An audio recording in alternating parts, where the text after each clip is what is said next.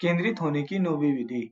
अपने अमृत भरे शरीर के किसी अंग को सुई से भेदो और भद्रता के साथ उस भेदन में प्रवेश करो और आंतरिक शुद्धि को उपलब्ध हो। यह सूत्र कहता है, अपने अमृत भरे शरीर के किसी अंग को सुई से भेदो।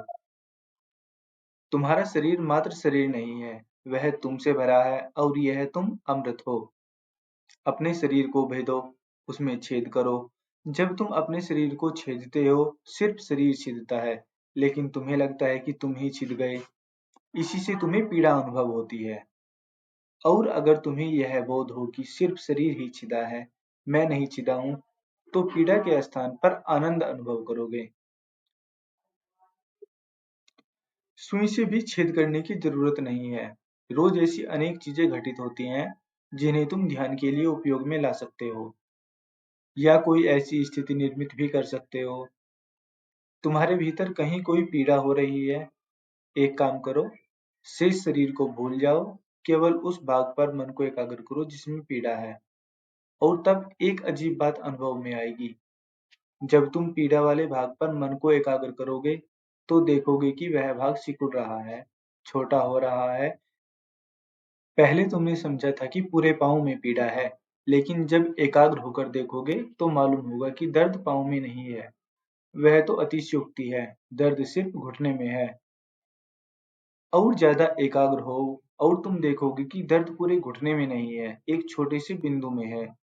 सिर्फ उस बिंदु पर एकाग्रता साधो, शेष शरीर को भूल जाओ, आंखें बंद रखो और एकाग्रता को बढ़ाओ और खोजो कि पीड़ा कहाँ है। पीड़ा का क्षेत्र बिल्कुल सिकुड़ता जाएगा, छोटे से छोटा हो जाएगा और एक क्षण आएगा जब वह मात्र सुई की नोक पर रह जाएगा। उस सुई की नोक पर भी एकाग्रता की नजर गड़ाओ और अचानक वह नोक भी विदा हो जाएगी और तुम आनंद से भर जाओगे।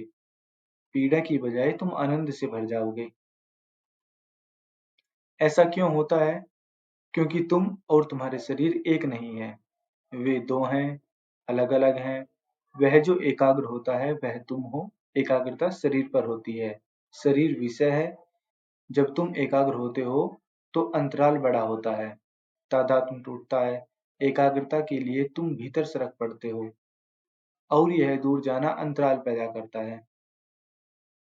जब तुम पीड़ा पर एकाग्रता साधते हो तो तुम तादात्म्य भूल जाते हो। तुम भूल जाते हो कि मुझे पीड़ा हो रही है। अब तुम दृष्टा हो और पीड़ा कहीं दूसरी जगह है। तुम अब पीड़ा को देखने वाले हो, भोगने वाले नहीं।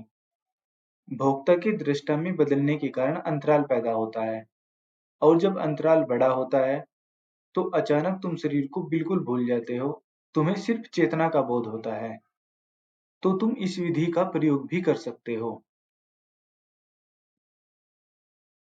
अपने अमृत भरे शरीर के किसी अंग को सुई से भेदो और भद्रता के साथ उस भेदन में प्रवेश करो।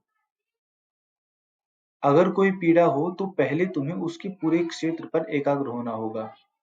फिर धीरे धीरे वह क्षेत्र घटकर सुई की नोक के बराबर रह जाएगा। लेकिन पीड़ा की प्रतीक्षा क्या करनी? तुम एक सुई से काम ले सकते हो। शरीर के किसी संवेदनशील अंग पर सुई चुभो, पर शरीर के कई ऐसे भी स्थल हैं जो मर्त हैं, उनसे काम नहीं चलेगा। तुमने शरीर के इन मर्त स्थलों के बारे में नहीं सुना होगा। किसी मित्र के हाथ में एक सुई दे दो और तुम बैठ जाओ और मित्र से कहो कि वह तुम्हारी पीठ के कई स्थलों पर सुई चुभाए। कई स्थलों पर तुम्हें पीड़ा का एहसास नहीं होगा। तुम मित्र से कहोगे कि सुई अभी नहीं चुभोई है, मुझे दर्द नहीं हो रहा है। वे ही मर्त स्थल हैं। तुम्हारे गाल पर भी ऐसे दो मर्त स्थल हैं जिनकी जांच की जा सकती है। अगर तुम भारत के गांव में जाओ तो देखोगे कि धार्मिक त्योहारों के समय कुछ लोग अपने गालों को भेद देते हैं। वह चमत्कार जैसा मालूम होता है, लेकिन चमत्कार नहीं है। गाल पर दो मर्त स्थल हैं। अगर तुम उन्हें छेदो तो न खून निकलेगा और न पीड़ा होगी। तुम्हारी पीठ में तो ऐसे हजारों मर्त स्थल हैं, वहां पीड़ा नहीं होती। तो तुम्हारे शरीर में दो तरह के स्थल हैं, संवेदनशील जीवित स्थल और मर्त स्थल। कोई संवेदनशील स्थल खोजो जहां तुम्हें जरा से स्पर्श का भी पता चल जाएगा। तब उसमें सुई चुभोकर चुभन में प्रवेश कर जाओ। वही असली बात है, वही ध्यान है। और भद्रता के साथ भेदन में प्रवेश कर जाओ। जैसे जैसे सुई तुम्हारी चमड़ी के भीतर प्रवेश करेगी और तुम्हें पीड़ा होगी, वैसे वैसे तुम भी उसमें प्रवेश करते जाओ। यह मत देखो कि तुम्हारे भीतर पीड़ा प्रवेश कर रही है। पीड़ा को मत देखो, उसके साथ तादात्म्य करो। सुई के साथ, चुभन के साथ तुम भी प्रवेश करो। आंखें बंद कर लो, पीड़ा का निरीक्षण करो। जैसे जैसे भीतर जाएं, वैसे वैसे तुम भी भीतर जाओ। चुभती हुई सुई के साथ तुम्हारा मन आसानी से एकाग्र हो जाएगा। पीड़ा के तीव्र, पीड़ा के उस बिंदु को गौर से देखो, वही भद्रता के साथ भेदन में प्रवेश करना हुआ और आंतरिक शुद्धि को उपलब्ध हो। अगर तुम निरीक्षण करते हुए, तादात्म्य न करते हुए, दूर खड़े रहते हुए, बिना यह समझे कि पीड़ा तुम्हें भेद रही है, बल्कि यह देखते हुए कि सुई शरीर को भेद रही है और तुम दृष्टा हो, प्रवेश किया तो तुम आंतरिक शुद्धता को उपलब्ध हो जाओगे। तब आंतरिक निर्दोषता तुम पर प्रकट हो जाएगी। तब पहली बार तुम्हें बोध होगा कि मैं शरीर नहीं हूँ। और एक बार तुमने जाना कि मैं शरीर नहीं हूँ, तुम्हारा सारा जीवन आमूल बदल जाएगा। क्योंकि तुम्हारा सारा जीवन शरीर के इर्द गिर्द चक्कर काटता है। एक बार जान गए कि मैं शरीर नहीं हूँ, तुम फिर इस जीवन को नहीं ढो सकते, उसका केंद्र ही खो गया। तब तुम शरीर नहीं रहे, तो तुम्हें दूसरा जीवन निर्मित करना पड़ेगा। वह जीवन सन्यासी का जीवन है। यह और ही जीवन होगा, क्योंकि अब केंद्र ही और होगा। अब तुम संसार में शरीर की भांति नहीं, बल्कि आत्मा की भांति रहोगे। जब तक तुम शरीर की तरह रहते हो, तब तक तुम्हारा संसार भौतिक उपलब्धियों का, लोभ, भोग, वासना और कामुकता का संसार होगा और वह संसार शरीर प्रधान संसार होगा।